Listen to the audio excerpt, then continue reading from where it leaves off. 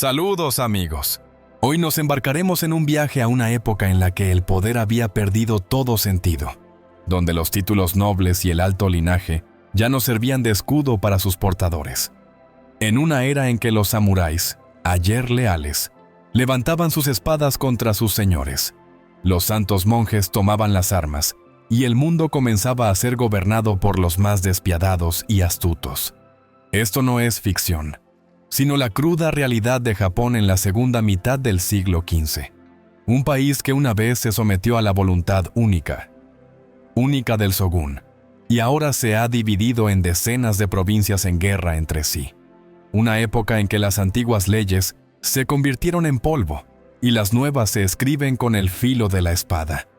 Clanes que ayer mismo juraban lealtad eterna, ahora saquean sin piedad las tierras de los demás, y sus gobernantes encuentran la muerte a manos de sus propios vasallos.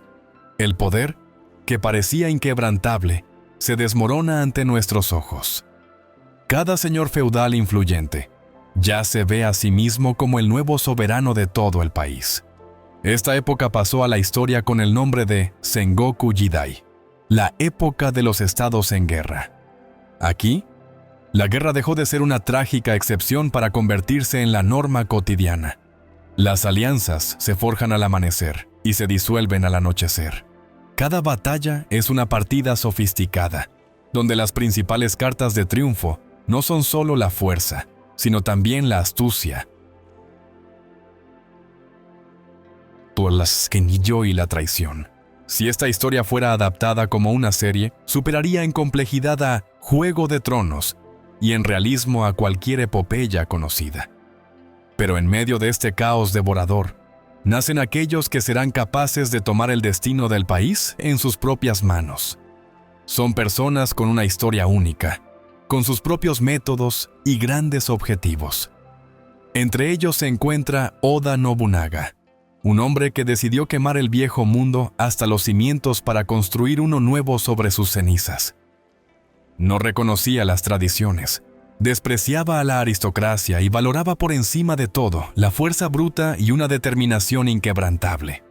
A su lado está Toyotomi Hideyoshi, un hombre de las profundidades de la sociedad, que comenzó su camino como un simple soldado de infantería, un portador de sandalias, pero que logró convertirse en quien finalmente unificó el país. Fue un genio militar, un maestro insuperable del espionaje y un hábil negociador. Y, finalmente, Tokugawa Ieyasu, el estratega más paciente de toda la historia japonesa. Logrará sobrevivir a todos sus enemigos, aprenderá a perder batallas para, al final, ganar la guerra. Pero su camino hacia la cima del poder estará bañado en ríos de sangre.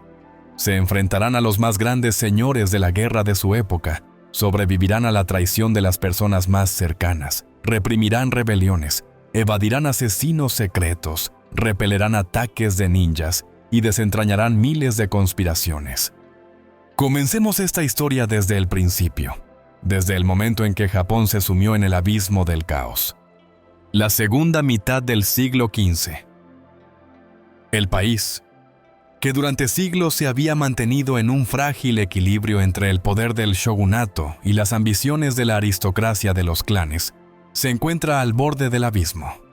Kioto, la que una vez fue la resplandeciente capital de Japón, se prepara para convertirse en el escenario de un conflicto despiadado que, en solo 10 años, cambiará la faz de todo el estado hasta dejarlo irreconocible.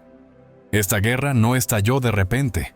El shōgun Ashikaga Yoshimasa, un hombre refinado, amante de las artes, pero completamente ajeno a los asuntos de estado, pasó años entregado a los entretenimientos y las exquisiteces culturales, sin pensar en el futuro.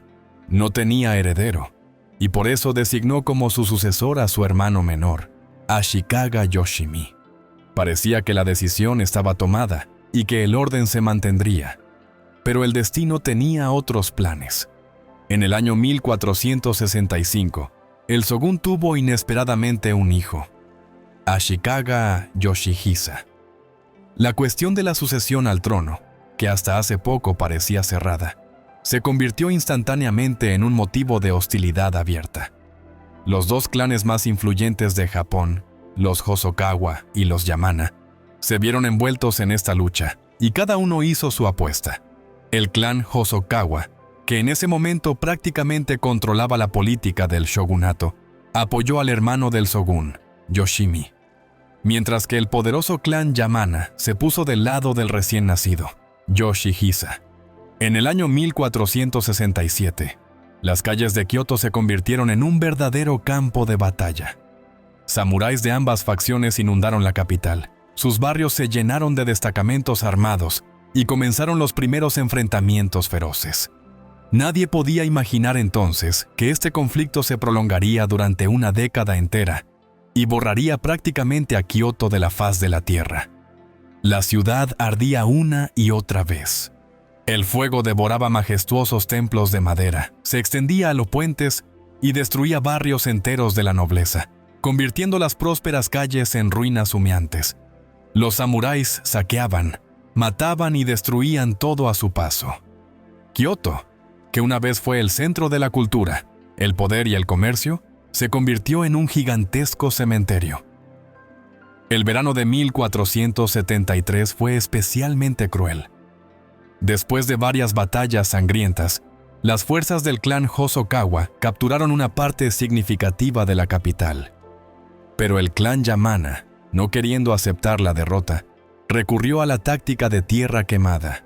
Incendiaron barrios enteros, convirtiendo a Kioto en un mar de fuego embravecido. Las llamas llegaron incluso al Palacio Imperial, obligando al propio emperador a buscar refugio aterrorizado en los templos que habían sobrevivido. Las crónicas de aquellos años atestiguan que para el año 1474, de la antigua magnificencia de Kioto, solo quedaban cenizas y cuerpos esparcidos por las calles. Cuando el humo de la guerra finalmente se disipó, quedó claro. El shogun ya no era el gobernante de Japón. Todavía se encontraba en Kioto. Su corte seguía rodeada de eruditos, poetas y maestros de las artes, pero todo eso ya no tenía ninguna importancia. El poder real ahora se concentraba en manos de los daimyo, los gobernantes militares de las provincias individuales. Ya no necesitaban el permiso del shogun para gobernar sus tierras. Ashikaga Yoshimasa, un líder débil e indeciso, se apartó por completo de los asuntos de Estado. Pasó el resto de sus días en un nuevo palacio, disfrutando del arte refinado que más tarde sentaría las bases de toda la cultura japonesa. Fue durante su gobierno que florecieron el arte del ikebana, el teatro no y la ceremonia del té. Pero en un mundo gobernado por la espada, la sofisticación no puede servir de protección. Con su muerte en 1490, el poder pasó formalmente a su hijo, Ashikaga Yoshihisa, pero esto ya era una mera formalidad. Kioto dejó de ser el centro del país y el shogun se convirtió en una figura nominal, una marioneta que los poderosos del mundo podían utilizar en sus intrigas. Hacia finales del siglo XV, en Japón ya no quedaba un gobernante único. Formalmente todavía existía un emperador, pero hacía mucho tiempo que no gobernaba el Estado, sino que solo cumplía antiguas funciones rituales. El shogunato del clan Ashikaga continuaba su existencia, pero era más un tributo a la tradición que un poder real. Cada daimyo era ahora su propio shogun. Establecían sus propias leyes en sus tierras, recaudaban impuestos y formaban ejércitos personales. A diferencia del pasado, cuando las tropas se convocaban solo para las campañas militares, ahora cada clan importante mantenía destacamentos permanentes de samuráis profesionales, listos para lanzarse a la batalla a la primera orden. Los guerreros ya no vivían según los viejos códigos de honor. Comenzaron a someterse únicamente a la fuerza y al beneficio personal. La lealtad pasó de ser un deber sagrado a un trato ventajoso. La traición se convirtió en una herramienta común del juego político, y nadie podía estar seguro de que su aliado de hoy no le clavaría un cuchillo en la espalda mañana. Pero no solo los samuráis sintieron que el mundo había cambiado irreversiblemente. Mientras los señores feudales luchaban por el poder y las tierras, las comunidades monásticas comenzaron a ganar una fuerza enorme. El movimiento Hodo Shinshu, una escuela de budismo increíblemente popular entre la gente común, alcanzó la mayor influencia. A diferencia de otras corrientes religiosas, predicaba que la salvación del alma estaba al alcance de todos, negando la necesidad de rituales complejos y una autodisciplina severa. Esta enseñanza atraía a campesinos, artesanos y samuráis empobrecidos, en resumen, a todos aquellos que no deseaban someterse al poder ilimitado de los daimyo. Cuando el poder del shogunato se debilitó por completo, las comunidades monásticas, conocidas como Ikko-Ikki, primero se negaron a pagar impuestos y luego comenzaron a formar sus propios ejércitos. Monjes guerreros y campesinos armados construyeron fortalezas inexpugnables y lucharon a la par de los samuráis profesionales. El centro más poderoso de los Ikko-Ikki se convirtió en el monasterio Ishiyama Honganji, que en pocas décadas se transformó en una verdadera ciudadela militar, capaz de resistir a cualquier daimyo. Ahora incluso la religión se había convertido en un arma en esta guerra total. Algunos gobernantes intentaron preservar los restos del viejo orden, buscaron alianzas y llevaron a cabo un sutil juego diplomático. Pero también hubo quienes vieron en este caos no una tragedia, sino una oportunidad única. Aquellos que no esperaron, sino que actuaron. Aquellos que comprendieron que la nueva era no pertenecía a los aristócratas y funcionarios, sino a aquellos capaces de demostrar su derecho al poder en el campo de batalla. Y aquí pasamos a uno de los más grandes comandantes de esa época, Takeda Shingen. Al oeste de Kioto, entre las escarpadas cordilleras, se encontraba la provincia de Kai. Era una región pobre en recursos, pero rica en valientes guerreros. Aquí no nacían gobernantes delicados, solo aquellos que desde la infancia sabían cómo empuñar una espada y llevar la pesada carga del poder. Pero cuando llegó el momento de que el joven Takeda Shingen tomara las riendas del gobierno, heredó un estado bastante débil y fragmentado. Sus vasallos eran rebeldes, y sus poderosos vecinos solo esperaban el momento oportuno para desgarrar las tierras del clan de Kai. Shingen se dio cuenta al instante. Para sobrevivir y gobernar, debía crear un ejército, una estrategia y un orden fundamentalmente nuevos. Donde otros daimyo confiaban en las tradiciones centenarias, él apostó por la pura eficacia. Si antes la batalla era un ritual, los guerreros se reunían en el campo, intercambiaban desafíos formales, celebraban duelos de honor y solo entonces comenzaba la batalla general. Shingen despreciaba estas costumbres obsoletas. A sus ojos, no había honor en la derrota. Solo existía la victoria o la muerte. Su principal arma fue la caballería. Si otros daimyo usaban a los jinetes solo como unidades móviles para rápidos ataques de flanco, Shingen creó todo un ejército construido en torno al poder de la caballería. Sus ataques eran devastadores, precisos e increíblemente rápidos. Los guerreros de Takeda no esperaban a que el enemigo se formara en una hermosa orden de batalla. Se lanzaban como un huracán, destrozando las filas enemigas. Shingen formuló el principio que se convirtió en su credo militar: rápido como el viento, silencioso como el bosque, feroz como el fuego, inamovible como la montaña.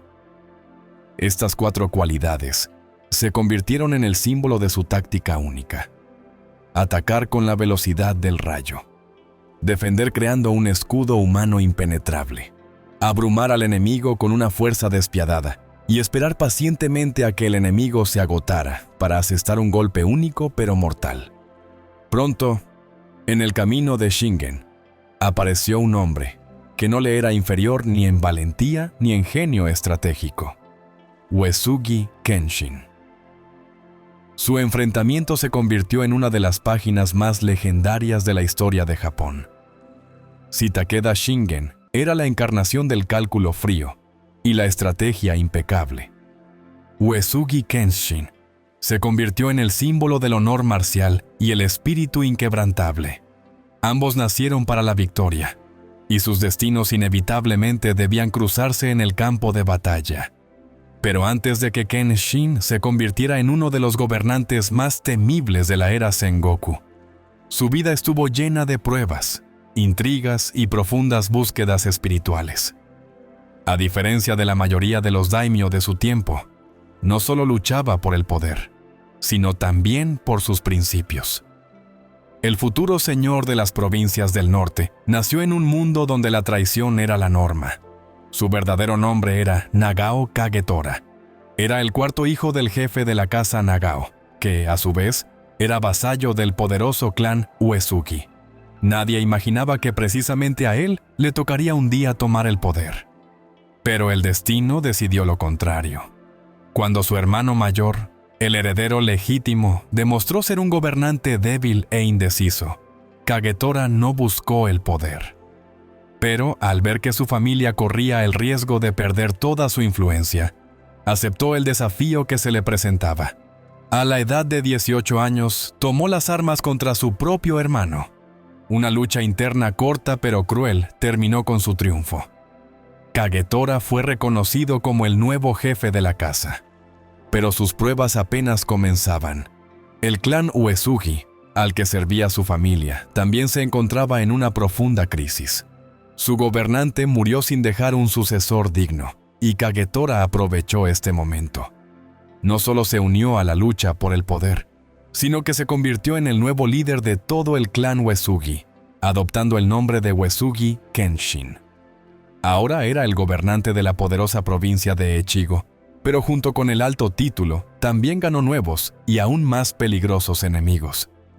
Desde los primeros días de su gobierno, Kenshin demostró ser radicalmente diferente de otros daimyo. Era un hombre de principios estrictos, profundamente religioso, ascético e inquebrantablemente fiel a su código de honor interno. A pesar de su enorme poder, Kenshin nunca aspiró a capturar Kioto o proclamarse shogun. A diferencia de otros, no ansiaba el poder absoluto, sino que veía su misión en la protección del orden y la justicia. Construyó fortalezas, fortificó ciudades, y su gobierno en la provincia de Echigo se convirtió en una isla de estabilidad, en medio de un océano de caos embravecido.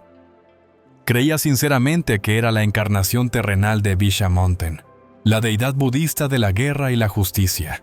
Su ejército no luchaba por el saqueo, sino por establecer el orden en un mundo enloquecido. A diferencia de muchos de sus contemporáneos, Kenshin no emprendía guerras de conquista sin una razón de peso.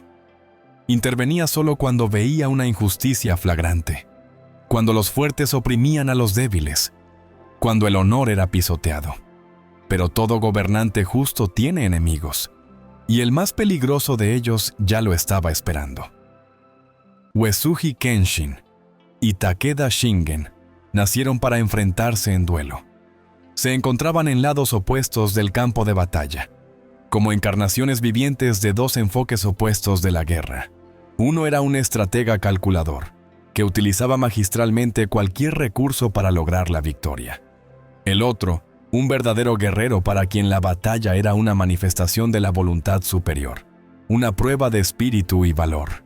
Entre ellos se encontraba la provincia de Shinano, una región estratégica clave cuyo control otorgaba poder sobre todo el norte de Japón.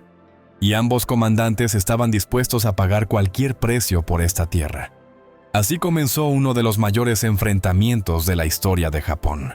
Una serie de batallas en Kawanakajima, que se extendió durante largos 11 años. El valle de Kawanakajima, atrapado entre los dominios de Takeda y Uesugi, se convirtió en el escenario de su duelo mortal. Las batallas aquí se convirtieron en una grandiosa prueba de táctica y fuerza de voluntad, donde ambos bandos buscaban no solo la victoria, sino la aniquilación total e incondicional del enemigo. Se estudiaron mutuamente durante meses, utilizaron retiradas falsas, tendieron emboscadas, enviaron espías e incluso llevaron a cabo una sofisticada guerra psicológica. Pero a pesar de los 5 grandes enfrentamientos, ninguno de ellos logró vencer al otro. El primer enfrentamiento ocurrió cuando Uesugi Kenshin, al frente de su ejército, descendió a Shinano, intentando evitar que Takeda se estableciera en esta región. Fue más bien un reconocimiento en fuerza, un juego táctico de músculos, donde ninguna de las partes estaba aún lista para revelar todas sus cartas. Shingen esperaba, mientras Kenshin sondeaba las defensas del enemigo. Las tropas maniobraban, pero nunca se llegó a una batalla abierta y a gran escala. Fue una compleja partida de ajedrez, en la que ambos grandes comandantes buscaban la más mínima debilidad en la formación del enemigo. Al final, no hubo verdaderos vencedores. Ambos líderes retiraron sus ejércitos, preparándose para la siguiente ronda. 2 años después, Shingen volvió a dirigir sus tropas hacia Shinano. Kenshin, comprendiendo que esta vez no podría vencer al enemigo por la fuerza bruta, decidió recurrir a la táctica de la retirada falsa. Dejó intencionadamente algunas de sus posiciones sin defensa para atraer al ejército de Takeda a una trampa preparada de antemano. Shingen, creyendo que el enemigo había huido, avanzó con sus fuerzas principales, pero inmediatamente se encontró con un poderoso contraataque. La batalla fue feroz, pero de nuevo no arrojó un resultado decisivo. Shingen se vio obligado a retirarse, y Kenshin no lo persiguió. Ambos entendían que esta guerra solo estaba comenzando. El enfrentamiento se convirtió no solo en físico, sino también en intelectual. Shingen ordenó a sus espías que difundieran rumores de que su ejército estaba muy debilitado por enfermedades y deserciones.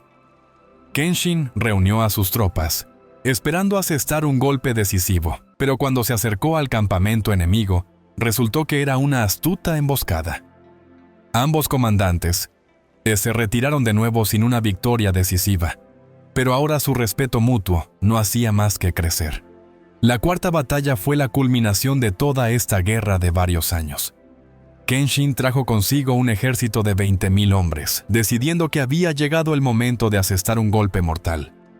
Shingen, comprendiendo que no podría resistir un ataque frontal de tal magnitud, dispuso su ejército en un complejo sistema de defensa escalonada. Pero Kenshin no esperó. Sus tropas atacaron al amanecer, tomando por sorpresa al ejército de Takeda. Kenshin era consciente de que era inferior a su enemigo en número de caballería pesada, pero también entendía otra cosa. La única oportunidad de victoria era actuar de la manera más inesperada posible. Dio la orden de comenzar el avance al amanecer, cuando los primeros rayos del sol aún no habían atravesado la niebla matutina. Sus guerreros avanzaron rápida y silenciosamente.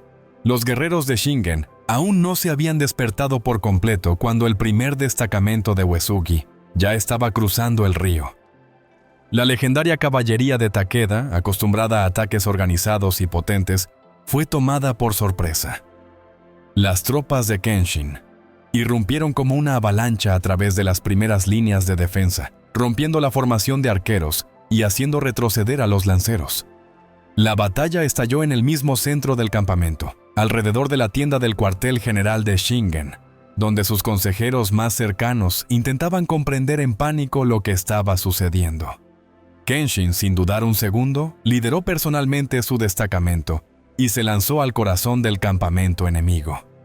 Se movía con una velocidad increíble, sin distraerse en escaramuzas menores.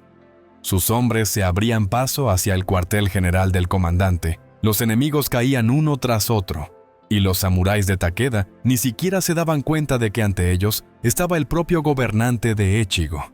Y entonces, ante él, apareció la tienda en la que se encontraba su archienemigo.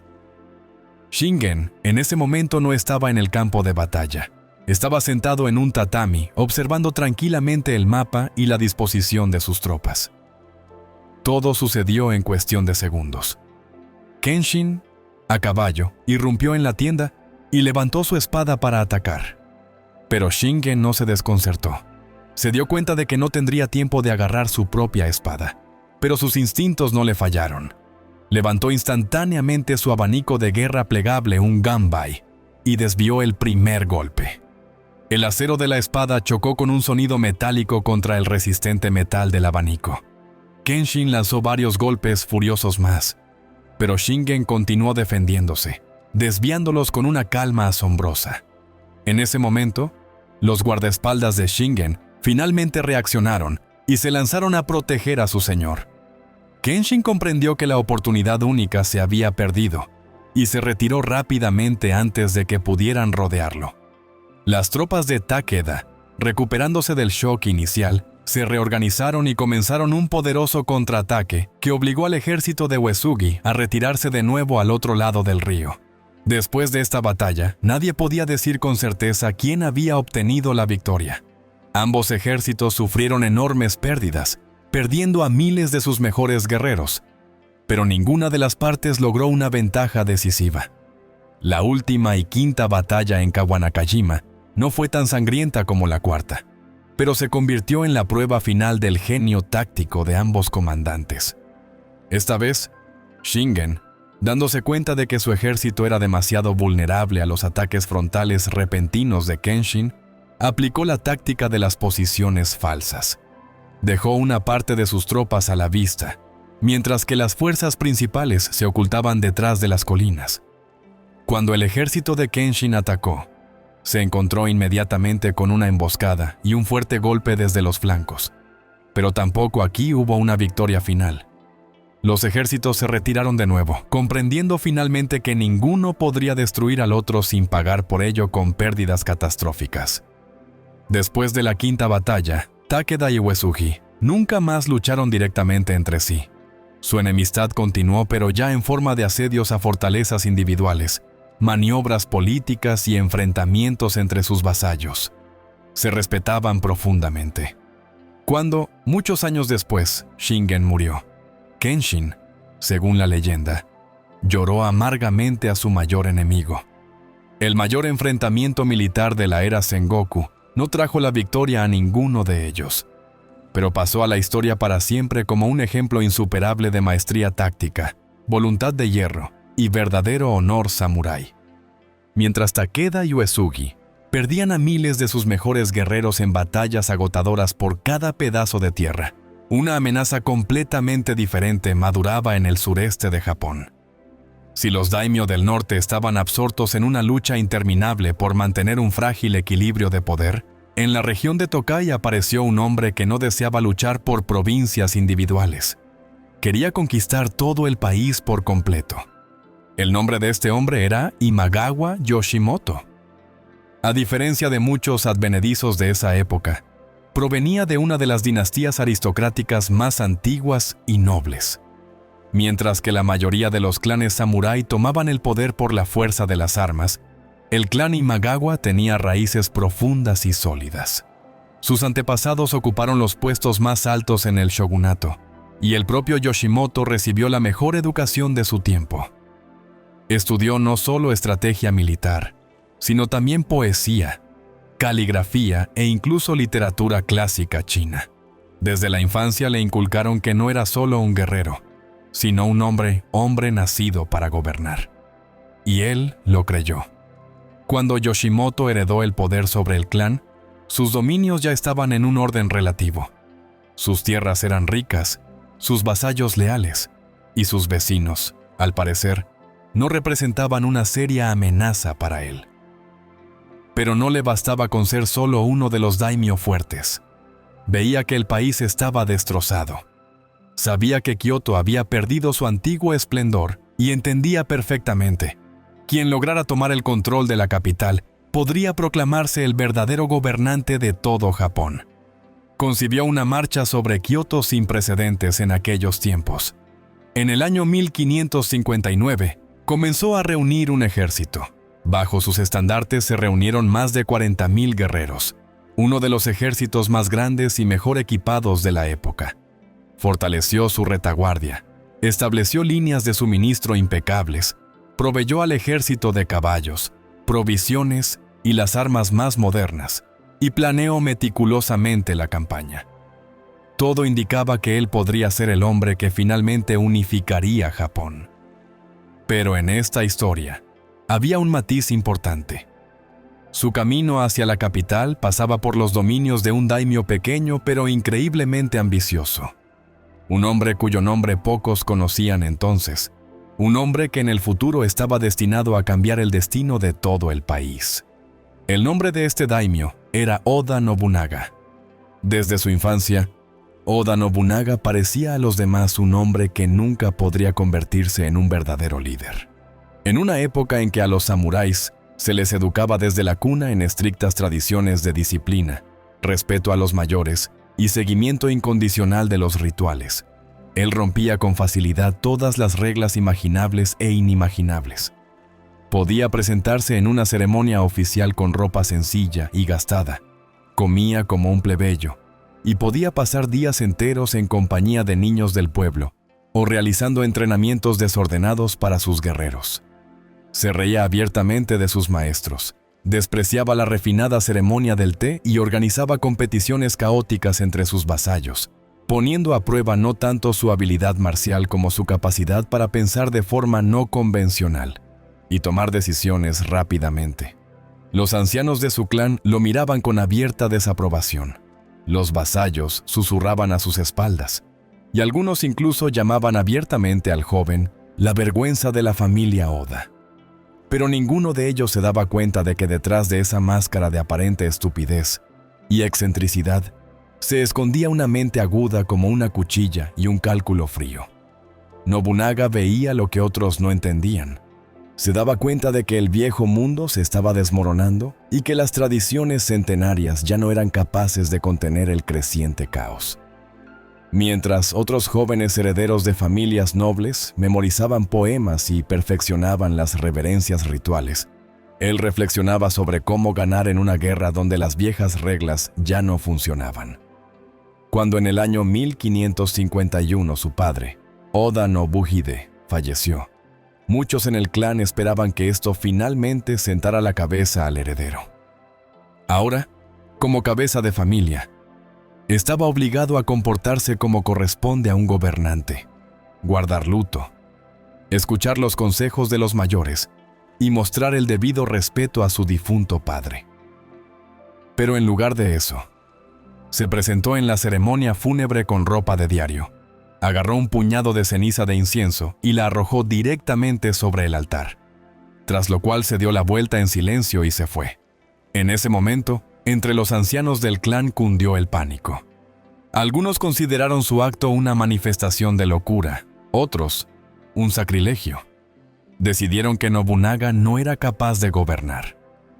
Llegaron a la conclusión de que al joven e impredecible daimyo había que apartarlo del poder de inmediato, antes de que destruyera por completo a su propio linaje. Los conspiradores de entre sus consejeros comenzaron a apoyar activamente a su hermano menor, Oda Nobuyuki, esperando que resultara ser un líder más dócil y manejable. Los vasallos del clan se dividieron. Los hermanos de sangre se convirtieron en enemigos mortales. En cualquier otra familia, este conflicto podría haberse convertido en una larga y sangrienta guerra civil. Pero Nobunaga no tenía intención de jugar a juegos políticos. Fingió no darse cuenta de nada. Permitió que los conspiradores se relajaran y creyeran en su propia impunidad. Y cuando finalmente bajaron la guardia, asestó un golpe devastador, aplastando sus fuerzas en una sola noche. Sus enemigos ni siquiera tuvieron tiempo de entender lo que había sucedido. A unos los mató él mismo con su espada en plena plaza. A otros los arrojó a un calabozo, donde los dejó morir lentamente de hambre. No mostró ni una pizca de piedad. Su hermano menor, humillado y aplastado, suplicó perdón. Nobunaga lo perdonó, no porque sintiera lazos familiares, sino porque el momento de asestar el último y definitivo golpe aún no había llegado. Un año después, Nobunaga lo remató a sangre fría, destruyendo a todos sus aliados restantes. Tras esta rápida y brutal represión, su autoridad se volvió indiscutible. Ahora nadie en el clan dudaba de que podía y gobernaría. No solo reprimió la conspiración, sino que lo hizo con una crueldad tan ostentosa que los demás vasallos ni siquiera pensaron en desafiar su poder. Pero esta fue solo la primera victoria local. El clan Oda controlaba un pequeño principado en la provincia de Owari, y muchos vecinos poderosos todavía no lo tomaban en serio. Lo consideraban un vencedor casual en una disputa familiar, un daimyo pequeño e insignificante que no representaba una amenaza real. Nobunaga comprendió que para sobrevivir, necesitaba cambiar por completo la forma de hacer la guerra. Sus enemigos eran lentos, apegados a los rituales, y luchaban con métodos tradicionales obsoletos. Tardaban mucho en reunir un ejército, negociaban alianzas y declaraban la guerra con antelación. Esto era noble, pero completamente ineficaz. Nobunaga abandonó por completo el código de caballería samurái. Atacaba de repente, sin declarar la guerra, en el momento en que los enemigos menos esperaban un ataque. Sus hombres utilizaban activamente armas de fuego arcabuces, que muchos comandantes conservadores consideraban un arma deshonrosa. Reclutaba en su ejército a plebeyos y artesanos, enseñándoles a luchar a la par que los samuráis. No daba a sus enemigos tiempo para prepararse. Siempre golpeaba primero. Pero una cosa es luchar contra vecinos dispersos y débiles, y otra muy distinta es enfrentarse a un verdadero depredador. Nobunaga expandía rápidamente su influencia, pero de repente en sus fronteras apareció un hombre que iba a conquistar Kioto y convertirse en el señor de todo Japón. El verano de 1560 fue insoportablemente caluroso. Las carreteras de la provincia de Owari se cubrieron de una gruesa capa de polvo. Los ríos se secaron y los campesinos en los campos miraban con ansiedad hacia el este. Allí, a lo lejos, levantando nubes de polvo, se movía un ejército enorme e indestructible. Imagawa Yoshimoto marchaba hacia Kioto, sin dudar ni un segundo de su victoria. Había reunido bajo sus estandartes un ejército de 40,000 hombres. Samuráis enfundados en pesadas armaduras, un número incalculable de lanceros, arqueros y jinetes, una verdadera máquina de guerra, ante la cual ya habían caído varios castillos. Su ejército no conocía la derrota, las ciudades se le rendían sin luchar, y él mismo percibía esta campaña como una marcha triunfal hacia la gloria. En su camino solo quedaba un pequeño clan Oda, gobernado por un joven y desconocido señor de la guerra. En sus dominios, a duras penas se podían reunir 3,000 guerreros. Para el gigantesco ejército de Imagawa, esto no era un objetivo, sino una molesta formalidad. Estaba seguro de que muy pronto celebraría su triunfo en Kioto, y la provincia de Owari se convertiría en una parte más de sus dominios en rápido crecimiento. Cuando en el castillo de Nobunaga se supo de la aproximación del ejército de Imagawa, cundió el desconcierto entre sus consejeros. Algunos proponían encerrarse de inmediato tras los fuertes muros y esperar a que el enemigo se agotara en un asedio largo e infructuoso. Otros aconsejaban huir, intentar reunir aliados y buscar apoyo en otros daimyo. Pero Oda Nobunaga no tenía intención de esconderse ni de huir. Comprendía perfectamente que los métodos tradicionales de guerra en esta situación eran absolutamente inútiles. La defensa solo retrasaría la inevitable derrota, las negociaciones llevarían a una humillante sumisión y la huida pondría fin a su futuro para siempre. Decidió actuar de una manera que nadie esperaba de él. Ordenó difundir rumores de que se preparaba para una capitulación inmediata. Sus castillos abrieron las puertas y sobre las torres se izaron banderas blancas, creando la ilusión total de una rendición rápida e incondicional. Los guerreros de Imagawa, completamente seguros de su fácil victoria, se relajaron y avanzaron, sin siquiera temer una posible emboscada.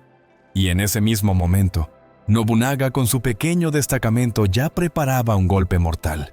De repente, el cielo se cubrió de pesadas nubes de tormenta. Por el campamento de Imagawa resonaban ensordecedores truenos, y una lluvia torrencial cubría la tierra como un muro. Los guerreros descansaban, celebraban su próximo triunfo y discutían en voz alta que al día siguiente entrarían en Kioto. Pero mientras bebían sake y reían, el destacamento de Nobunaga se deslizaba silenciosamente a través del espeso bosque. El aguacero ahogaba los pasos de sus guerreros, y los destellos de los relámpagos ocultaban su movimiento a los centinelas. De repente, entre los árboles, aparecieron sombras con armaduras. Nobunaga golpeó primero. Por la noche, el enorme campamento de Imagawa se convirtió en un sangriento campo de masacre. Los guerreros de Oda no dieron a los enemigos ni un segundo para reagruparse.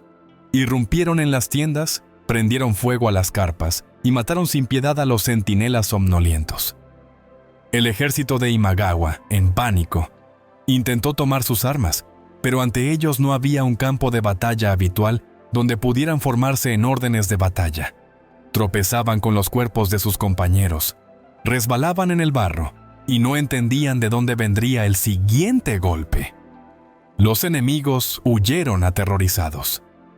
Por primera vez en muchos años, el invencible ejército de Imagawa conoció el miedo. En ese momento, Imagawa Yoshimoto aún no se daba cuenta de que la batalla ya estaba perdida. En su lujosa tienda, bebía té tranquilamente, esperando el amanecer. Le informaron de que había algo de ruido en el campamento, pero seguro de su seguridad, no le dio ninguna importancia. Solo cuando 2 samuráis del destacamento de Oda irrumpieron en su tienda, se dio cuenta de que su ejército estaba completamente destruido. Tuvo tiempo de agarrar su espada, pero no llegó a dar ni un solo golpe. La primera cuchilla le rasgó el pecho y la segunda le cortó la cabeza. En el barro, bajo la lluvia torrencial, yacía el cuerpo del hombre que el día anterior soñaba con convertirse en el gobernante de todo Japón. Cuando la batalla terminó, el campamento de Imagawa dejó de existir. Aquellos que no lograron escapar fueron rematados en el acto. El ejército que debía conquistar Kioto fue borrado de la faz de la tierra. Ese día, un nuevo genio militar se reveló al mundo en Japón: Oda Nobunaga. Él solo derrotó a un ejército que superaba sus propias fuerzas en más de 10 veces. Cuando el polvo de la legendaria batalla de Okehazama se asentó, y el cuerpo mutilado de Imagawa Yoshimoto quedó yaciendo en el barro bajo los torrentes de lluvia, el destino de Japón dio otro giro brusco. Oda Nobunaga se anunció a sí mismo como un nuevo y formidable líder. Pero entre aquellos que observaban este cambio con el corazón en un puño, había un hombre para quien esta batalla abría un camino completamente nuevo. Ese día se encontraba al otro lado de las barricadas, bajo los estandartes del derrotado clan Imagawa. Su nombre entonces no inspiraba miedo a nadie. A los ojos de los demás, era solo un rehén político, un hombre que no se pertenecía a sí mismo. Pero era precisamente él quien estaba destinado a ser el que pondría fin a la era del caos y unificaría Japón. Era Tokugawa Ieyasu. En una época en que el honor y el nombre del linaje se valoraban por encima de todo, nacer en una familia noble no garantizaba en absoluto la libertad. Al contrario, muy a menudo significaba vivir como una moneda de cambio, un rehén. El niño que años más tarde sería llamado el fundador de una gran dinastía, nació en el año 1543, en la familia de un pequeño daimyo de la provincia de Mikawa. Su linaje era demasiado débil para resistir a sus poderosos vecinos, y desde su más tierna infancia se convirtió en un valioso rehén. Cuando solo tenía 6 años, su padre, debilitado por la lucha interminable entre clanes más fuertes, se vio obligado a entregar a su hijo como rehén al clan Imagawa. No fue un gesto de buena voluntad, sino una dura necesidad, una garantía de lealtad. Si su familia se hubiera atrevido a traicionar a Imagawa, el niño habría sido ejecutado de inmediato. Así comenzó su larga vida en cautiverio. Creció lejos de su hogar, privado del derecho a decidir su propio destino. Cada día veía cómo sus tutores lo miraban no como a una persona, sino como a un valioso instrumento que en el futuro podría ser utilizado ventajosamente para fortalecer su propio poder. Podía observar los ejercicios militares, escuchar las conversaciones de los comandantes experimentados, pero no podía elegir su propio bando en este gran juego. Cuando creció, lo obligaron a casarse con una joven del clan Imagawa, para atarlo aún más fuertemente a esta poderosa dinastía. Permaneció en la sombra durante muchos años, obligado a servir a quienes, de hecho, lo mantenían en una jaula de oro.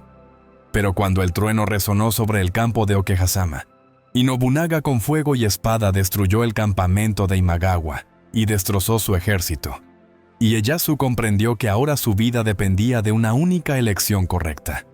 Cuando la noticia de la aplastante derrota llegó a los castillos donde se alojaban los vasallos de Imagawa, cundió el pánico. Muchos comandantes huyeron aterrorizados. Las ciudades se rebelaron y los viejos enemigos del clan salieron de sus escondites, deseando vengarse de las afrentas pasadas. Pero ante Ieyasu solo había una pregunta: ¿a quién unirse ahora? Sabía que podía intentar recuperar su independencia. Podría haber intentado reunir los restos de las fuerzas de su linaje y reconquistar sus tierras natales de Mikawa, pero tenía muy pocos recursos para resistir solo en este mundo cruel. Y en ese momento, llegó un mensajero de Oda Nobunaga. En lugar de destruir a Ieyasu como vasallo de su enemigo, Nobunaga le ofreció un camino completamente nuevo. No veía en él a un enemigo, sino a un aliado potencialmente útil. Ieyasu no era tonto. Comprendía perfectamente que Oda Nobunaga era el futuro gobernante, que ya había demostrado que no temía ni la superioridad numérica ni la violación de las viejas reglas de la guerra. Tomó la decisión que definiría todo su futuro.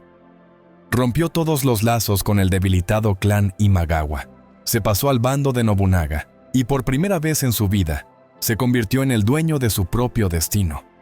Ya no era un rehén. Regresó a su provincia natal de Mikawa como su gobernante legítimo, pero su posición seguía siendo extremadamente precaria. Muchos de sus propios vasallos lo consideraban un traidor y lo miraban con desdén, como a un exprisionero incapaz de convertirse en un líder fuerte. Pero ya no era el niño al que se podía acorralar fácilmente. Comenzó a purgar brutalmente sus dominios de todos los que cuestionaban su poder. Destruyó por la fuerza a quienes dudaban de él. Se hizo respetar. Se consolidó firmemente en sus tierras, convirtiéndolas en una fortaleza inexpugnable. Sus vasallos ahora no veían en él a un niño que creció en cautiverio, sino a un hombre fuerte y calculador que había encontrado su camino al poder. Pero ya entonces sabía si era lo suficientemente paciente, si estudiaba cuidadosamente a sus enemigos y aliados y esperaba el momento adecuado. Un día sería él quien pondría fin a la era Sengoku y unificaría todo el país. Para el año 1575, el poder de Oda Nobunaga se había fortalecido considerablemente, pero todavía tenía que contar con enemigos poderosos. Todavía quedaban clanes que creían obstinadamente que el resultado de la guerra se decidía por el valor personal de los guerreros, y no por una disciplina estricta y una táctica bien pensada. Entre tales enemigos se encontraba Takeda Katsuyori, hijo del legendario Takeda Shingen. Heredó de su padre la mejor caballería de Japón y samuráis curtidos en batalla que durante décadas habían barrido a cualquier enemigo de su camino con ataques rápidos y feroces. Katsuyori estaba absolutamente seguro de la invencibilidad de la fuerza de sus guerreros y se disponía a demostrarlo al mundo entero, destruyendo la guarnición del castillo de Nagashino.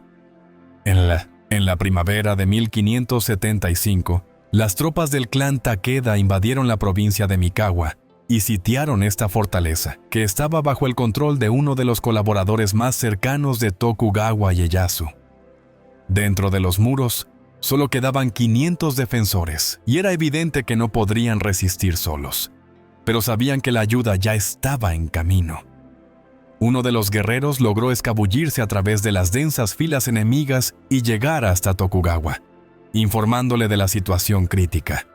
Ieyasu solicitó inmediatamente el apoyo de su poderoso aliado, Oda Nobunaga.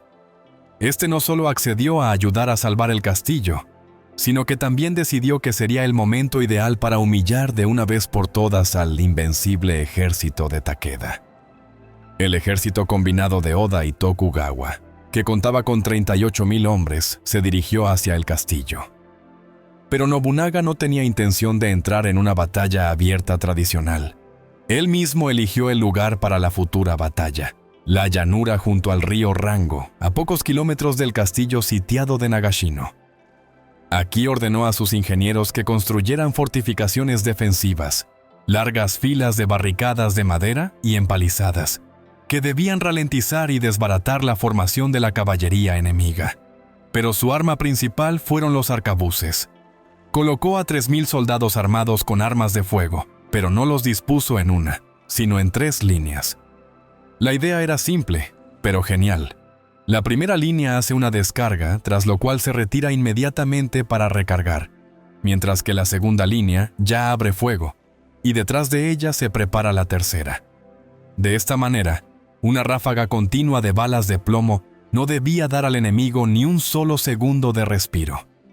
Cuando el ejército de Nobunaga ocupó sus posiciones, Takeda Katsuyori estaba absolutamente seguro de su victoria. Sabía que los fusiles disparaban lentamente y que su recarga llevaba mucho tiempo. Creía que sus samuráis de élite podrían atravesar el fuego de barrera y, en el combate cuerpo a cuerpo, despedazar a los simples soldados de Nobunaga. Llevó al ataque a su famosa caballería. Miles de jinetes se lanzaron hacia adelante con gritos de guerra. Estaban seguros de que, como antes, barrerían cualquier infantería a su paso. Pero tan pronto como se acercaron a distancia de tiro, fueron recibidos por la primera descarga ensordecedora. Cientos de jinetes cayeron al suelo junto con sus caballos, pero el ataque no se detuvo. Cuando la primera línea de arcabuceros se retiró para recargar, inmediatamente entró en acción la segunda, y luego la tercera. Los samuráis de Takeda simplemente no lograron llegar a las fortificaciones enemigas. Morían antes de llegar, bajo un fuego continuo y mortífero. Algunos, los más desesperados, lograron atravesar las barricadas, pero allí ya los esperaban densas filas de lanceros. Los mejores guerreros del clan Takeda fueron aniquilados. Cuando la batalla terminó, todo el campo estaba sembrado de cuerpos de hombres y caballos. El ejército de Takeda perdió a miles de sus mejores guerreros. Su afamada caballería prácticamente dejó de existir como una formidable fuerza militar. Katsuyori se retiró aterrorizado, pero este golpe devastador fue mortal para todo su clan. En los años siguientes, los restos de sus tropas fueron completamente destruidos, y él mismo se vio obligado a cometer seppuku para evitar un cautiverio deshonroso. Pero las consecuencias de esta batalla fueron mucho más significativas que la simple derrota de un clan fuerte. Ese día murió el propio concepto de la batalla samurái tradicional. Durante siglos, el factor decisivo en las batallas había sido el valor personal del guerrero, su maestría con la espada y la furia del ataque. Ahora, la victoria la traían el cálculo frío, la disciplina más estricta y una táctica bien pensada. ¿Qué importa cuán hábilmente un guerrero maneje una katana si ni siquiera llega a Alice hasta de alcanzar al enemigo? Oda Nobunaga comprendió y demostró al mundo entero que el futuro no pertenece a quienes blanden hermosamente la espada, sino a quienes dominan la estrategia a la perfección. Después de la batalla de Nagashino, reestructuró por completo su ejército, abandonando definitivamente el estilo de guerra samurái tradicional. Ahora cada uno de sus soldados era solo un engranaje en un mecanismo único y coordinado, donde no había lugar ni para ataques caóticos, ni para la búsqueda de la gloria personal. Este fue un punto de inflexión, cuando la guerra en Japón dejó de ser el arte del duelo individual y se convirtió en una ciencia precisa y despiadada. La guerra ahora se ganaba no con valor, sino con táctica. Tras la derrota en Nagashino, Oda Nobunaga se consolidó definitivamente como la principal fuerza militar de Japón.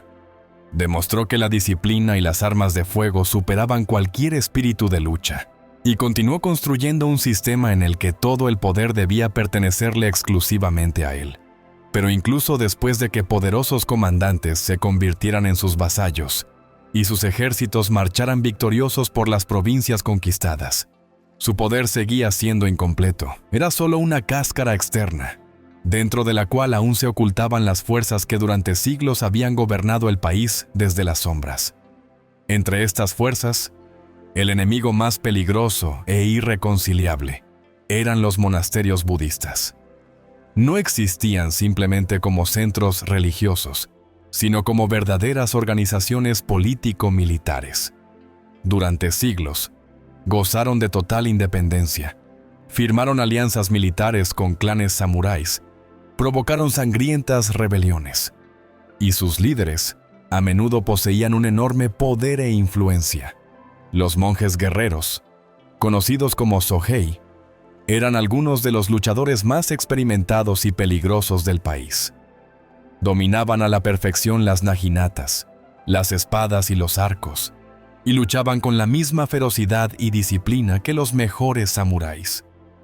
Los monjes guerreros no reconocían el poder del shogunato, no se sometían a los daimyo, y ciertamente, no tenían intención de inclinar la cabeza ante un hombre al que consideraban un destructor impío de las tradiciones. Para Nobunaga, esto significaba solo una cosa. Su existencia continuada era incompatible con su visión de un futuro Japón unificado. Cuando en el año 1568 Nobunaga entró en Kioto, no lo hizo para tomar la ciudad, sino para destruirla como símbolo del viejo y obsoleto orden. Las calles de la capital estaban sembradas de antiguos templos, y los poderosos monjes gobernaban los destinos de clanes enteros. Formalmente instaló un nuevo shogun, Ashikaga Yoshiaki, pero este se convirtió rápidamente en su dócil marioneta. La amenaza real y verdadera seguían siendo las órdenes religiosas, entre las cuales eran especialmente peligrosos los fanáticos guerreros de la secta Ikoiki. No solo eran guerreros curtidos en batalla, poseían una fuerza de la que la mayoría de los daimyo no podían presumir, una devoción fanática y ciega a su fe. Estaban dispuestos a morir por miles por sus ideales. Construyeron verdaderas fortalezas militares, se armaron hasta los dientes, y sus ejércitos incluían no solo a guerreros profesionales, sino también a campesinos, artesanos y comerciantes. En resumen, a todos los que creían en su justa causa. Cuando Nobunaga comenzó a exigir a las órdenes budistas una sumisión total e incondicional, encontró una feroz resistencia. Levantaron rebeliones en las ciudades. Sus espías operaban en todos sus dominios y sus predicadores intentaban poner al pueblo llano en su contra. En respuesta, comenzó a actuar con la misma crueldad glacial con la que estaba acostumbrado a ganar en el campo de batalla. No solo planeaba someter a los monjes rebeldes, tenía la intención de destruirlos por completo como fuerza espiritual y militar. El principal centro espiritual y militar del budismo en Japón era el monasterio de Enryaku-ji. Era una verdadera fortaleza inexpugnable, que durante siglos se había alzado en la sagrada montaña Hiei, desde donde los monjes controlaban prácticamente todo Kioto. Se creía que si gobernabas en la capital pero no contabas con el apoyo de Enryaku-ji, tu poder sería efímero. Miles de monjes guerreros defendían sus muros inexpugnables. Muchos daimyo en el pasado preferían no enfrentarse a ellos, comprendiendo perfectamente que un ataque frontal tendría un precio demasiado alto. Pero Nobunaga no creía en los compromisos. En el año 1571, tomó una decisión que conmocionó a todo Japón hasta lo más profundo. Ordenó a sus tropas rodear la montaña Hiei y borrar el monasterio de la faz de la tierra. No fue una batalla, fue un verdadero exterminio. Cuando el enorme ejército de Nobunaga llegó al pie de la montaña, nadie esperaba que realmente llegara hasta el final. Los monjes esperaban que, como en siglos pasados, todo se limitara a largas negociaciones y quizás al pago de un tributo simbólico. Pero esta vez no hubo negociaciones. Los soldados de Nobunaga no tenían la intención de tomar el monasterio por asalto. Simplemente le prendieron fuego por todos lados. El fuego comenzó a envolver instantáneamente los enormes edificios de madera, ardiendo como hierba seca en un caluroso día de verano. Una llama gigantesca, que se elevaba hasta el cielo, convirtió la noche en día. Los monjes, aterrorizados, intentaron huir, pero fueron recibidos por espadas despiadadas. Mujeres, ancianos, niños. Nobunaga ordenó no perdonar a nadie. Algunos se quemaban vivos en sus celdas, otros salían corriendo con la esperanza de salvarse. Pero allí ya los esperaban guerreros listos para rematar a todos sin distinción. La montaña Hiei, que durante siglos fue considerada un lugar sagrado, se convirtió en una noche en una gigantesca fosa común. Cuando el fuego finalmente se extinguió por la mañana, del majestuoso monasterio de Enryaku-ji no quedaba nada más que ruinas humeantes y miles de cuerpos carbonizados. Cuando la noticia de esta monstruosa masacre se extendió por Japón, incluso los samuráis más duros y curtidos en batalla quedaron conmocionados. Los monasterios budistas habían existido durante siglos, e incluso los señores de la guerra más crueles siempre habían mostrado respeto por los dioses, los lugares sagrados y los antiguos rituales. Después de que Oda Nobunaga aplastara con tanta crueldad el poder de los monasterios budistas, destruyendo el templo en Ryakuji y sometiendo por completo a Kioto, parecía que en su camino hacia el poder absoluto ya no quedaban obstáculos serios. Sin embargo, en el oeste del país todavía quedaba un último gran clan que se negaba obstinadamente a reconocer su dominio. Se trataba del famoso y antiguo clan Mori, que controlaba todas las provincias occidentales. Para entonces, el clan Mori ya llevaba varias generaciones poseyendo un poder militar y, no menos importante, económico impresionante. Sus tierras incluían puertos comerciales clave, y su flota era la única que podía controlar todo el mar interior de Japón. Los dominios del clan Mori se extendían por muchas provincias, de donde podían obtener recursos de forma casi infinita, y sus castillos eran considerados de los más inexpugnables de Japón. Si Nobunaga realmente quería unificar el país, no podía permitirse dejar en su retaguardia a un enemigo tan peligroso y poderoso. Comprendiendo esto, en el año 1578, Nobunaga inició una campaña militar a gran escala contra el clan Mori. Su principal tarea era la captura de los castillos clave, que controlaban los accesos a las provincias occidentales, lo que le permitiría quebrar el poder económico del clan. Pero entendía perfectamente que esta vez la guerra sería completamente diferente. El clan Mori no solo poseía un fuerte ejército terrestre y fortalezas inexpugnables, sino que también lo superaba por completo en el mar, algo a lo que Nobunaga nunca se había enfrentado a tal escala. Nobunaga abordó la guerra con el clan Mori con el máximo cuidado. Envió contra ellos a sus mejores y más talentosos comandantes, incluido el genial Toyotomi Hideyoshi, a quien se le encomendó el asedio del castillo de Takamatsu, una fortaleza estratégicamente importante del clan Mori. Al mismo tiempo, firmó una alianza militar con el clan Otomo de la isla de Kyushu, que debía ayudarle a debilitar las posiciones de los Mori en el flanco sur. Por primera vez en toda la historia de las guerras japonesas, una campaña militar fue planeada y coordinada tan meticulosamente en un territorio tan vasto.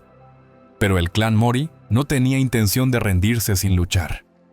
Sus guerreros defendieron cada uno de sus castillos con desesperación y ferocidad, utilizando todos los recursos a su disposición. Bloquearon caminos, realizaron audaces incursiones nocturnas en los campamentos enemigos y utilizaron activamente su poderosa flota para apoyar desde el mar a las fortalezas sitiadas. Durante el asedio del castillo de Takamatsu, las tropas de Nobunaga se encontraron con una defensa tan tenaz que se vieron obligadas a recurrir a ingeniosas estratagemas de ingeniería. Construyeron enormes presas para inundar el castillo y obligar a sus defensores a rendirse. Esta lucha se convirtió en una prolongada guerra de desgaste, una guerra de recursos y paciencia que Nobunaga, gracias a su superioridad, ya casi había ganado. Parecía que la victoria final estaba cerca, y que todo el oeste de Japón estaba a punto de caer en sus manos. Pero fue precisamente en ese momento, en pleno apogeo de la ofensiva decisiva, en el año 1582, cuando ocurrió algo que nadie podía prever. Mientras Nobunaga estaba completamente absorto en la guerra con el clan Mori en el oeste, la traición ya lo esperaba en el corazón de su propio imperio. Nobunaga estaba seguro de que finalmente estaba cerca de alcanzar el principal objetivo de su vida: la unificación de Japón bajo su poder exclusivo. Se encontraba en la cima de su poder, pero no se dio cuenta de que ya era víctima de una conspiración sofisticada que cambiaría para siempre el destino del país. Nobunaga siempre creyó que su poder se basaba no solo en la fuerza de las armas, sino también en una disciplina de hierro entre sus subordinados. A menudo mostraba una severidad e incluso crueldad ostentosa hacia aquellos de quienes sospechaba, aunque fuera mínimamente, de deslealtad.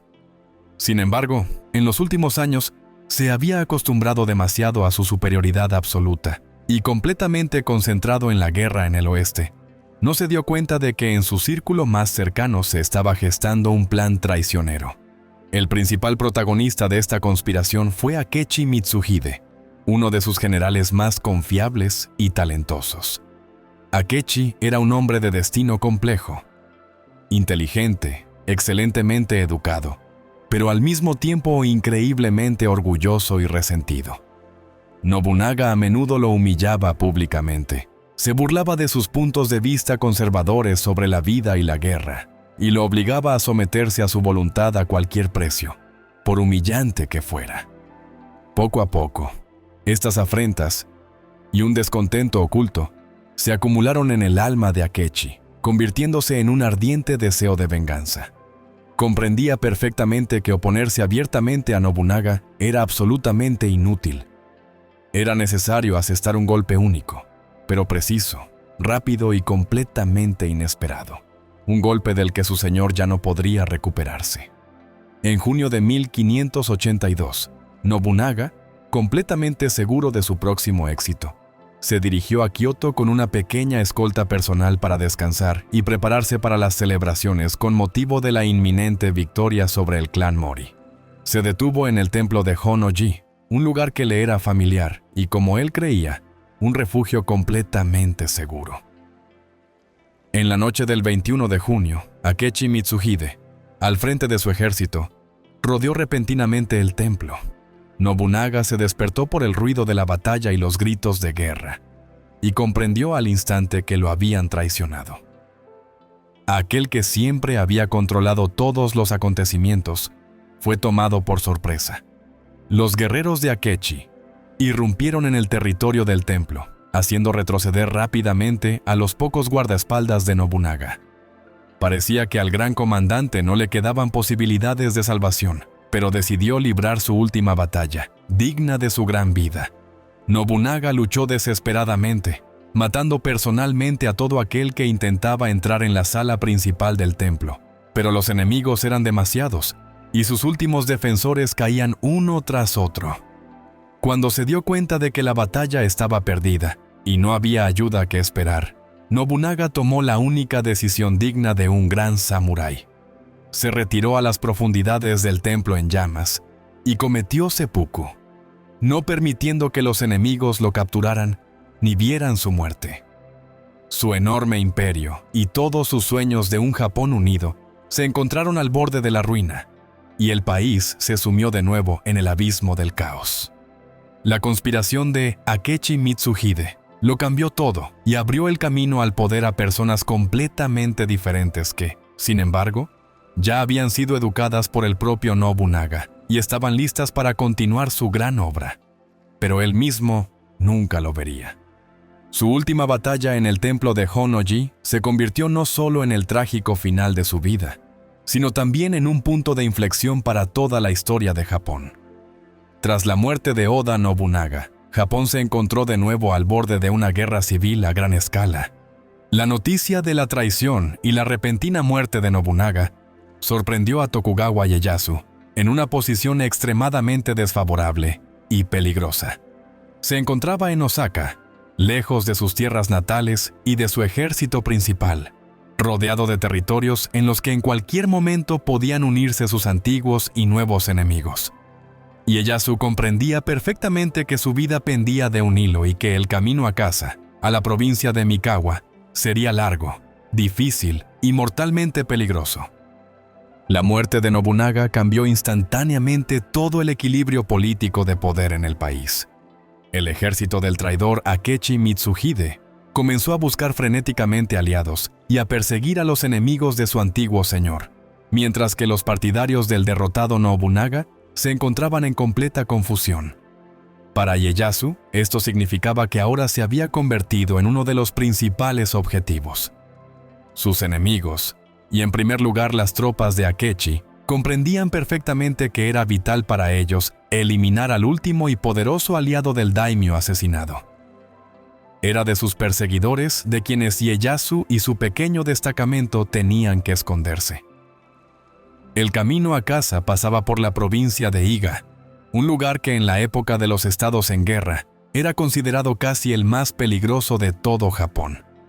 Aquí habitaban los misteriosos clanes de ninjas, maestros insuperables de la guerra encubierta, cuyo arte del camuflaje, el espionaje y los asesinatos silenciosos aterrorizaba incluso a los samuráis más experimentados y curtidos en batalla.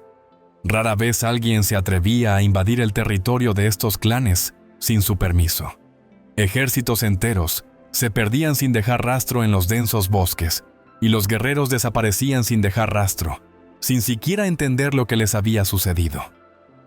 Atravesar las tierras de la provincia de Iga sin el consentimiento de los clanes locales era prácticamente imposible.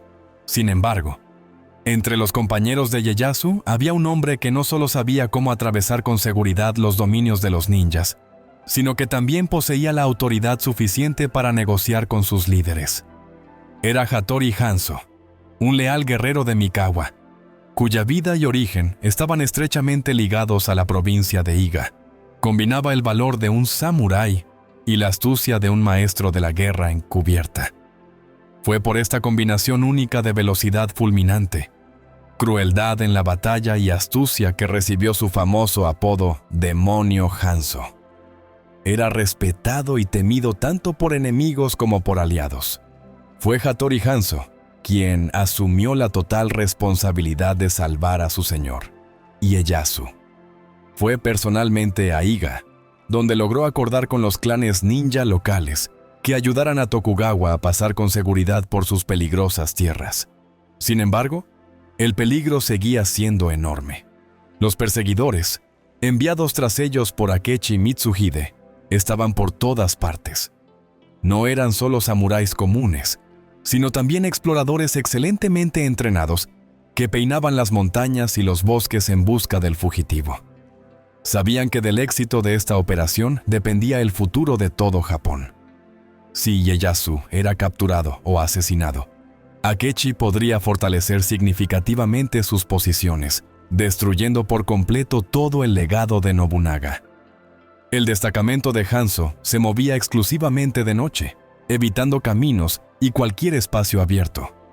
Los ninjas de la provincia de Iga los guiaron por senderos secretos a través de densos bosques y pasos de montaña de difícil acceso, mientras colocaban trampas mortales en el camino de los perseguidores.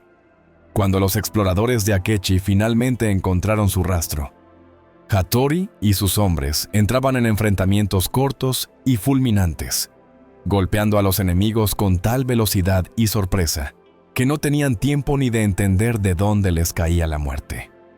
Según los recuerdos de los contemporáneos, los perseguidores perdieron un destacamento tras otro en estos bosques, lo que finalmente los obligó a abandonar la persecución. Después de varios días de un viaje mortalmente peligroso por las tierras de Iga, Tokugawa y sus hombres finalmente lograron llegar a un territorio seguro. Regresó a casa sano y salvo solo gracias a la excepcional maestría, el coraje inquebrantable y la astucia de Hattori Hanzo.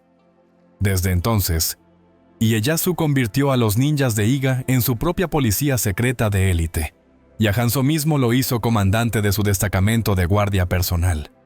Los samuráis, que ayer mismo juraban lealtad a Oda Nobunaga, ahora estaban dispuestos a despedazarse unos a otros por el lugar dejado por su poderoso señor.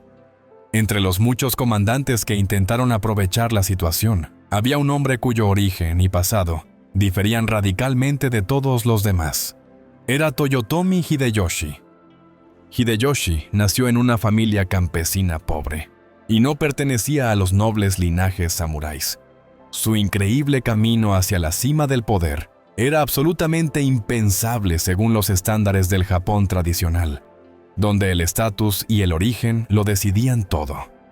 Comenzando su servicio con Nobunaga como un simple escudero y portador de sandalias, rápidamente demostró sus talentos únicos, una inteligencia extraordinaria, una astucia retorcida y la habilidad para lograr los resultados deseados a cualquier precio.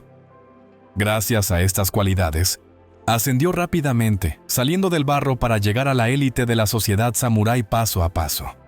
Ya para el momento de la muerte de Nobunaga, era un hombre a quien su señor confiaba las tareas más complejas y responsables. Ahora había llegado el momento en que Hideyoshi decidió convertirse él mismo en el dueño de su destino. Cuando se supo de la muerte de Nobunaga en el templo de Honnoji, Hideyoshi se dio cuenta de inmediato de que había llegado su momento de actuar. Pero el primer y principal obstáculo en su camino era Akechi Mitsuhide, el asesino de Nobunaga. Mitsuhide pensó que el ejército de Nobunaga, sin su gran mando, no podría reaccionar rápidamente a su traición, pero subestimó en gran medida la velocidad y la determinación de Hideyoshi. En solo unos días, logró firmar una tregua con el clan Mori, con el que había estado luchando en el oeste, y rápidamente desplegó todas sus tropas de vuelta hacia Kioto. En el año 1582, los dos ejércitos se enfrentaron en la decisiva batalla de Yamasaki. Akechi Mitsuhide fue tomado por sorpresa. No esperaba en absoluto que Hideyoshi, que hasta hace muy poco se encontraba lejos en el oeste, apareciera tan repentina y rápidamente. La batalla fue rápida e increíblemente cruel. El ejército de Mitsuhide fue completamente derrotado, y el propio traidor fue pronto localizado y asesinado por campesinos locales.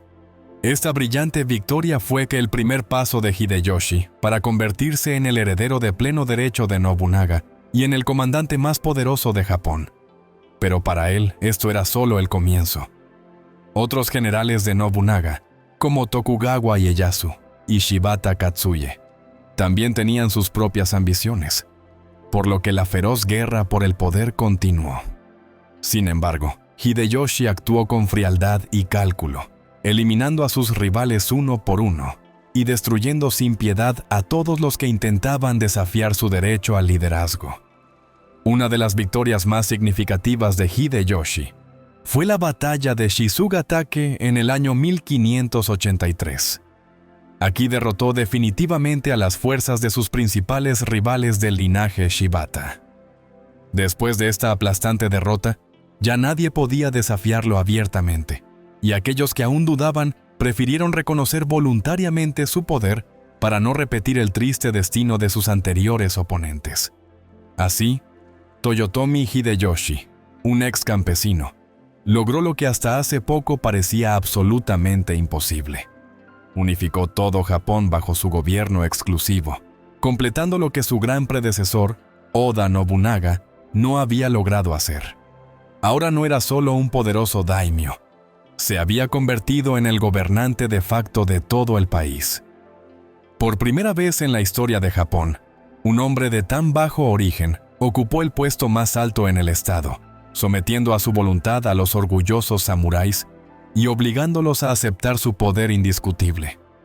Japón entró en una nueva era, en la que el papel principal ya no lo desempeñaban los nobles linajes y las antiguas tradiciones, sino las habilidades personales y la voluntad inquebrantable de un solo hombre. Su poder se volvió absoluto. Obtuvo todo lo que un pobre campesino de una aldea remota solo podía soñar. Sus órdenes eran ejecutadas sin objeciones por miles de samuráis, y su nombre era pronunciado con temor incluso por sus enemigos más acérrimos. Pero Hideyoshi no tenía intención de detenerse en lo que había logrado. Para él, la unificación de Japón era solo el primer paso, el prólogo de algo mucho más grandioso.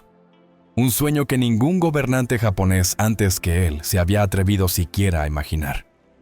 Hideyoshi planeaba conquistar China, el imperio más grande de toda Asia Oriental. Un país con enormes riquezas, una cultura antiquísima y recursos aparentemente inagotables. Era un objetivo digno de un gran conquistador, como sin duda se consideraba a sí mismo.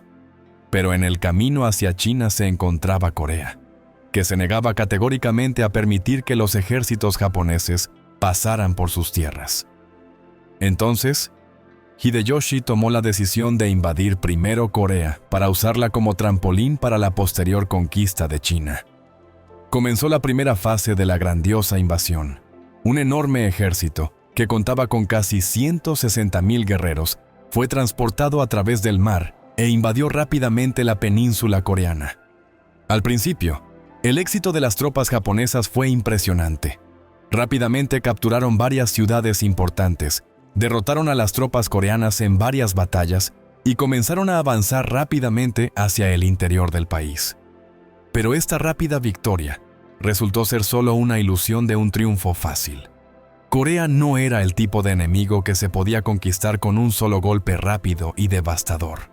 Los soldados coreanos y las milicias locales comenzaron una resistencia desesperada, utilizando tácticas de guerra de guerrillas, atacando constantemente las líneas de suministro de las tropas japonesas y alterando sus comunicaciones.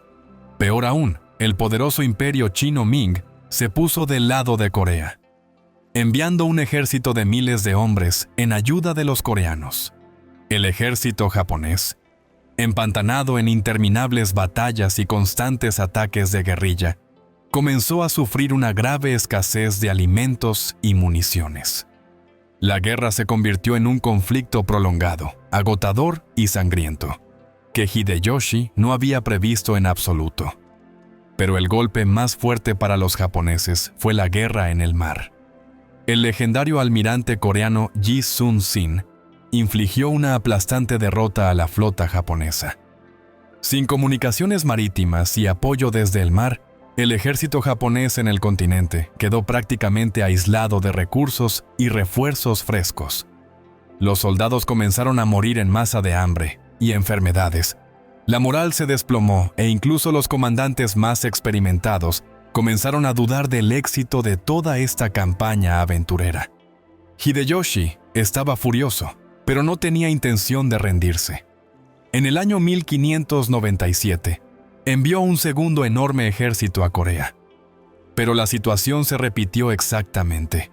Los japoneses volvieron a empantanarse en una guerra agotadora, incapaces de avanzar más allá de la costa coreana. En ese mismo momento, la salud del propio Hideyoshi comenzó a deteriorarse rápidamente. Comprendió que su grandioso plan había fracasado por completo, pero ya no podía cambiar nada. En el año 1598, Toyotomi Hideyoshi murió, sin ver nunca la culminación de su sueño más ambicioso y más fallido. Su muerte fue la señal para la desintegración inmediata del enorme imperio que había creado con tanto esfuerzo. Los señores de la guerra, que regresaron de la fallida Guerra de Corea, comenzaron de inmediato una feroz lucha por el poder. Y la frágil unidad que Hideyoshi había logrado a un costo enorme se derrumbó instantáneamente. La era de Toyotomi Hideyoshi, el campesino que logró conquistar todo Japón, pero no pudo conquistar el mundo, terminó sin gloria. Hideyoshi logró unificar casi por completo el país bajo su poder. Pero después de su muerte se hizo evidente que el sistema que había creado era demasiado frágil y se sostenía exclusivamente en su autoridad personal. Su principal heredero y sucesor formal fue su hijo de 5 años, Toyotomi Hideyori, quien era demasiado joven para gobernar el país por sí mismo. El niño quedó completamente a merced de un consejo de regentes, designado por Hideyoshi justo antes de su muerte. Entre estos regentes, Tokugawa Ieyasu destacaba especialmente por su astucia e influencia. Hideyoshi intentó prever posibles problemas creando un consejo de los 5 ancianos, compuesto por los daimyo más poderosos de Japón. Tokugawa Ieyasu era solo uno de sus miembros, pero a pesar de todos los juramentos de lealtad que le hizo al gobernante moribundo, Ieyasu vio en esta situación su última y única oportunidad. Poco después de la muerte de Hideyoshi, Tokugawa comenzó a violar ostensiblemente las reglas que él había establecido. En contra de todas las prohibiciones, comenzó a concertar matrimonios ventajosos con otros clanes influyentes, fortaleció su poder personal y formó su propia coalición de partidarios. Naturalmente, estas acciones provocaron un gran descontento entre los demás miembros del consejo. El principal oponente de Ieyasu fue Ishida Mitsunari, uno de los colaboradores más leales y devotos del difunto Hideyoshi. Vio en las acciones de Tokugawa no solo una amenaza a su propia influencia, sino también un peligro directo para todo el legado de Hideyoshi. Ishida no era tanto un guerrero como un talentoso político y funcionario, un hombre acostumbrado a alcanzar sus objetivos mediante la diplomacia y la intriga. Comenzó a formar activamente una coalición contra Tokugawa, intentando unir a todas las provincias occidentales contra la creciente amenaza del este. Pronto, todo Japón se dividió en 2 bandos enfrentados. Los daimyo occidentales, unidos en torno a Ishida Mitsunari, y formalmente leales al joven heredero Hideyori y las tierras orientales, que se pusieron del lado del poderoso Tokugawa. Ieyasu no se apresuró a iniciar abiertamente la guerra. Comprendía perfectamente que la batalla decisiva era solo el último recurso, al que se debía recurrir únicamente cuando todos los demás métodos, más sutiles, ya se habían agotado. En lugar de una confrontación militar directa, comenzó a utilizar activamente la diplomacia, el soborno y el espionaje. Sus hombres recopilaban meticulosamente información sobre todos sus oponentes, analizando sus puntos débiles, ambiciones personales y descontentos ocultos. Ieyasu llevó a cabo personalmente negociaciones secretas, ofreciendo generosas promesas, enormes sumas de dinero y nuevas tierras a aquellos que estuvieran dispuestos a pasarse a su bando en el momento decisivo. De esta manera, no solo estaba reuniendo su ejército, sino que debilitaba sistemáticamente al enemigo desde dentro.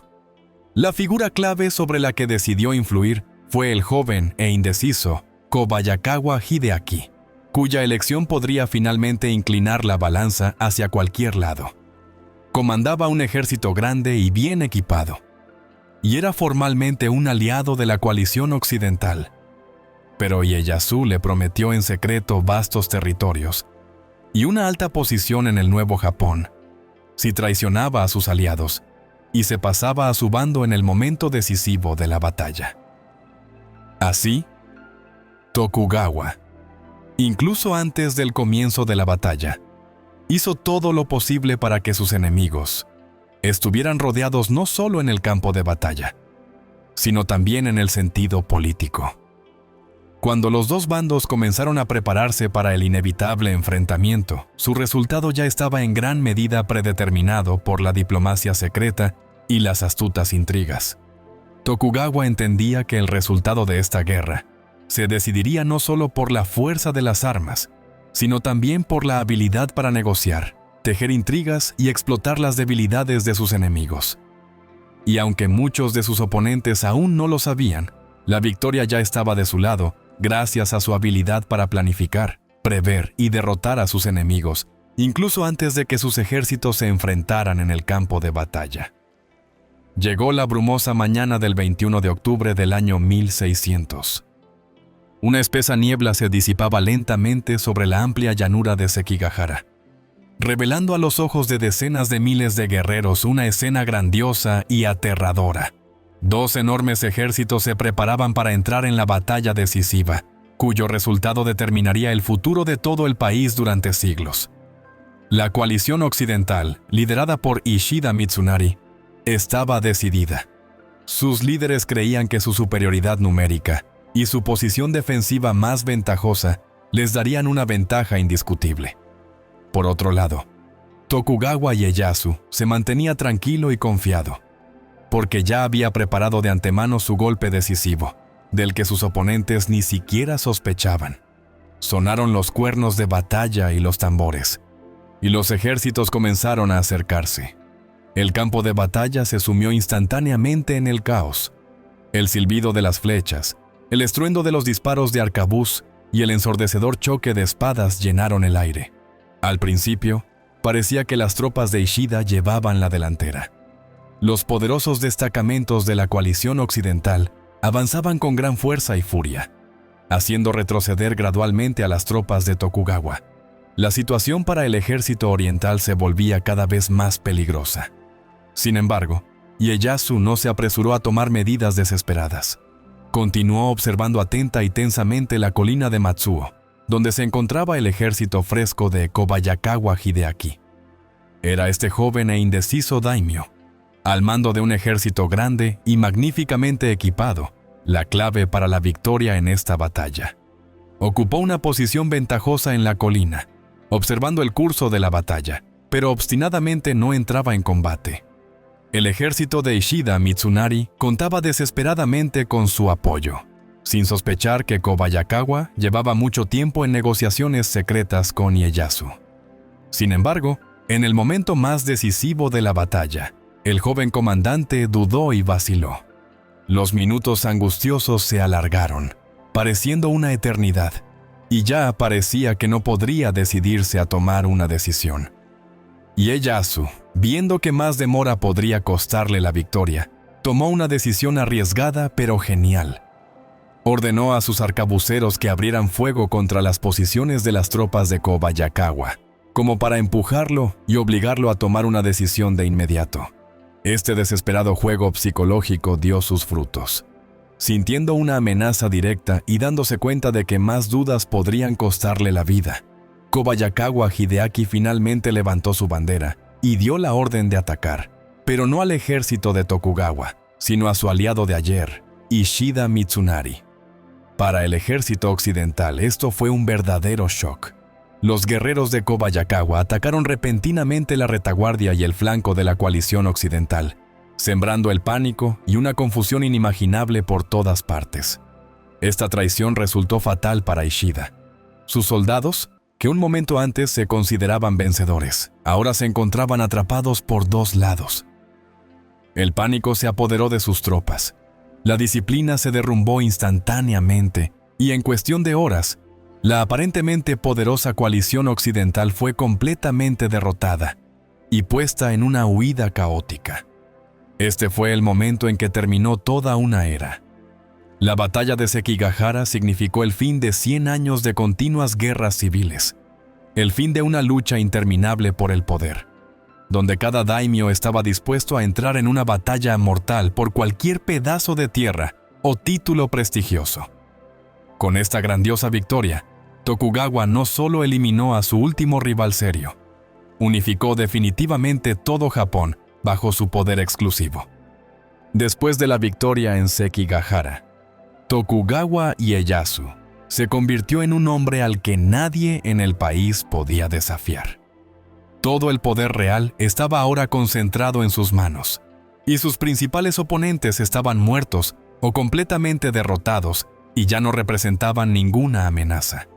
Sin embargo, todavía tenía que consolidar definitivamente su dominio, eliminar a los últimos rivales potenciales y reconstruir todo el país de acuerdo con su visión de orden y estabilidad. Inmediatamente después de la batalla, Ieyasu demostró una sorprendente combinación de severidad y prudencia. Se deshizo sin piedad de los principales líderes del bando perdedor. Ishida Mitsunari fue ejecutado públicamente en Kioto, al igual que otros oponentes clave que se negaron a reconocer su derrota hasta el final. Sin embargo, a aquellos daimyo que se arrepintieron rápidamente y le juraron lealtad, les permitió magnánimamente conservar sus dominios, aunque a menudo en tamaños considerablemente más pequeños. De esta manera, demostró no solo su fuerza, sino también su visión política, comprendiendo perfectamente que una crueldad excesiva e injustificada solo engendraría nuevos enemigos. Muchos samuráis que ayer mismo luchaban contra él, ahora se convirtieron en sus leales aliados. Uno de esos daimyo fue Kobayakawa Hideaki, cuya traición en el momento decisivo cambió el curso de toda la historia japonesa. Después de la batalla, Ieyasu lo recompensó generosamente con nuevas tierras y un alto estatus, pero el propio Kobayakawa nunca pudo encontrar la paz interior. Su nombre se convirtió para siempre en sinónimo de traición en Japón. Se dice que sufrió terriblemente por su acción, y pasó los últimos años de su corta vida en profundas reflexiones, perseguido por los fantasmas de aquellos a quienes traicionó. Kobayakawa murió apenas 2 años después de la batalla de Sekigahara, sin encontrar nunca el perdón para sí mismo. Mientras tanto, Ieyasu consolidaba su poder rápida y firmemente. Aceptó el título de Shogun en el año 1603, reviviendo oficialmente el gobierno militar del Bakufu, pero ahora bajo su control total e indiviso. Fundó una nueva dinastía gobernante, el shogunato Tokugawa, que estaba destinada a gobernar Japón durante más de 260 años. De esta manera, siglos de sangrientas guerras civiles y fragmentación feudal finalmente llegaron a su fin. Comenzó la era Edo, un largo período de estabilidad, prosperidad y estricto control centralizado sobre todo el país. Tokugawa no repitió los errores de sus grandes predecesores. No buscó conquistas fuera de Japón, No hizo planes para conquistar China o los países vecinos. Comprendió que el verdadero y duradero poder no reside en conquistas interminables y ruinosas, sino en la creación de un sistema de gobierno estable y duradero que pudiera existir durante siglos. Es por eso que fundó su gobierno militar en la ciudad de Edo, el futuro Tokio, que durante los próximos 2 siglos y medio se convirtió en el nuevo centro político y cultural del país. La era del caos samurái pasó a la historia, pero el recuerdo de ella y las lecciones aprendidas por el sabio Tokugawa de los errores del pasado determinaron el futuro de Japón, trayéndole la tan esperada paz y prosperidad. Así, la gran y sangrienta era Sengoku terminó, dejando tras de sí una profunda huella de sangre, hazañas heroicas y destinos legendarios. Del caos y las llamas de la guerra nació un nuevo Japón, estable, fuerte y completamente diferente. Las personas de las que hemos hablado hoy entraron para siempre en la historia como símbolos brillantes de su época turbulenta y contradictoria.